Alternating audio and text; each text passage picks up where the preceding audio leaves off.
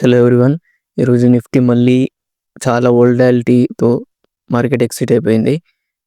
Morning నుంచి crash అయింది 11 AM వరకు. ఈ క్రాష్లో నియర్లీ ఒక 300 to 25,000 బిలో కూడా వెళ్ళింది. 24,920 last. So total 25,300 to 24,920. So nearly 900 వేసుకున్నాం.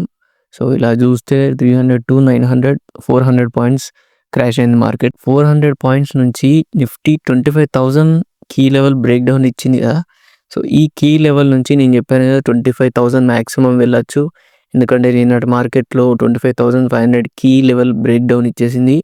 అండ్ నెక్స్ట్ ఈరోజు మళ్ళీ ఫ్లాట్గా ఓపెన్ అయినా అని ఈ key level main key level break down తీసుకుంటే ఇంకా ఫర్దర్గా 25,000 వరకు వెళ్ళే ఛాన్స్ ఉంటుందని. సో అదే జరిగింది ఈరోజు. 25,000 దగ్గర ఈ మెయిన్ కీ లెవెల్ దగ్గర సపోర్ట్ తీసుకొని మళ్ళీ ర్యాలీ అయింది 25,300 వరకు. ఎక్కడైతే మార్కెట్ ఓపెనింగ్ అయిందో దాని హై వరకు మళ్ళీ వెళ్ళి మళ్ళీ మార్కెట్ ఫాల్ జరిగింది 25,100 వరకు. అండ్ 25,200 ఈ రేంజ్లోనే మార్కెట్ ఎక్సిట్ అయిపోయింది. నియర్లీ 75 పాయింట్స్ నెగిటివ్లో. అండ్ మార్నింగ్ నుంచి వోల్టాలిటీతోనే ఉంది. సో ఇక్కడ చూసుకోవచ్చు మనం 25,002 మళ్ళీ 25,300 అండ్ మళ్ళీ 25,100. సో 300 400 వోలటాలిటీతో చాలామంది ట్రాప్ చేసే ఉంటుంది.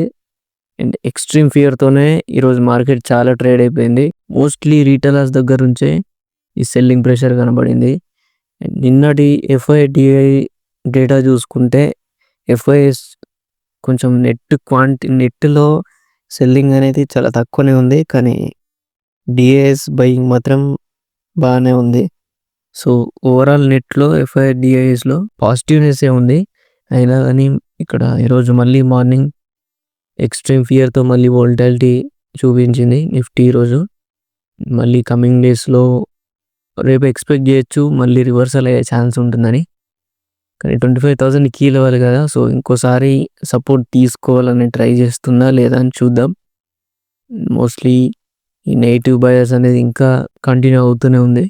ఫర్దర్ డేస్లో ఏమైనా రివర్సల్ ఉంటే మంచిగా ప్లాన్ చేయొచ్చు. రివర్సల్ ఉంటే మాత్రం మంచి మార్కెట్ మాత్రం చాలా స్ట్రాంగ్గా రివర్సల్ అవుతుంది.